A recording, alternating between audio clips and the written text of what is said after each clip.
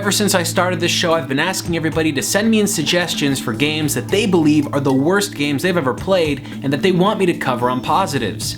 And every single day I've been getting emails for one game, just one game that everyone thinks is impossible to find positives on.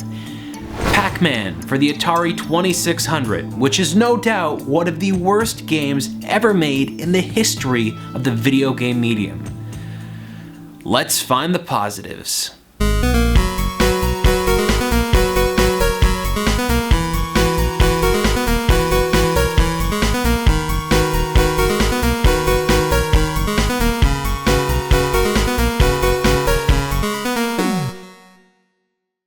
The original Pac-Man that was released in the arcades is a fantastic game, but that game did not translate well into the Atari 2600.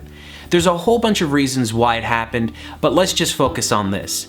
It was pushed out way too quick. They didn't take enough time designing the game, and because of that, there are a bunch of issues. The way Pac-Man eats pellets doesn't always seem to work properly, and the biggest problem with the game, one that almost makes the game unplayable, is the fact that the ghosts kind of flicker in and out.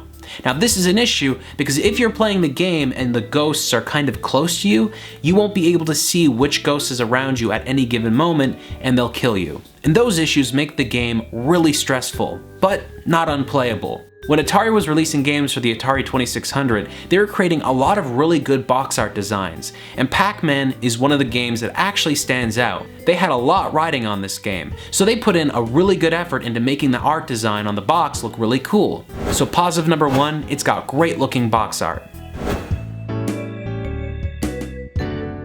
In most versions of Pac-Man that I've played, Pac-Man is usually represented by being a big circle with a triangle cut out for its mouth. But to be honest, the Atari version kinda did something a little bit different. You can actually see his eyes. I know it seems kinda weird, but I like to see Pac-Man's eyes. It makes me feel like he's more of a character rather than just a circle. Positive number two is that Pac-Man actually has eyes.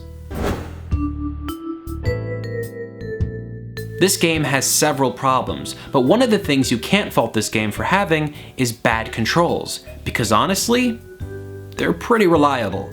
When you're playing the game, if you ever die, it's usually because the ghosts are flickering in and out, but the controls themselves feel very responsive. You're able to control Pac-Man in a very precise way. So because of that, positive number three, reliable controls.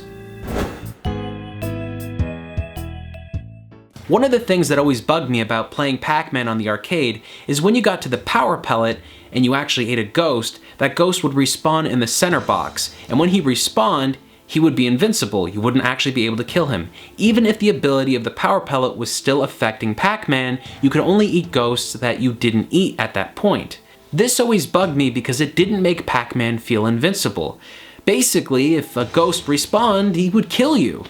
And as sad as it is to say, the Atari 2600 version kind of fixed that for me. Basically, when you pick up a power pellet in this version of the game, every single ghost that you eat goes all the way back to the center box and they will not leave until the power pellet effect has worn off.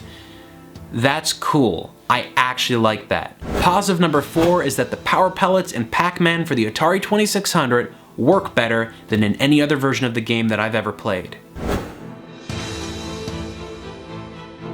Let me be clear, just because I'm making 4 positives of this game doesn't mean you should run out and play it. This is the worst version of the game that was ever made. Don't play this version. Don't go out of your way and find it and pick it up. It's not worth it. What you should be doing is playing the NES version, or in fact a modernized version that's emulating the arcade original. Those are the versions of Pac-Man that are worth playing. This one deserved to be buried at that Atari landfill. Not E.T. This was truly the worst game they ever released on the platform.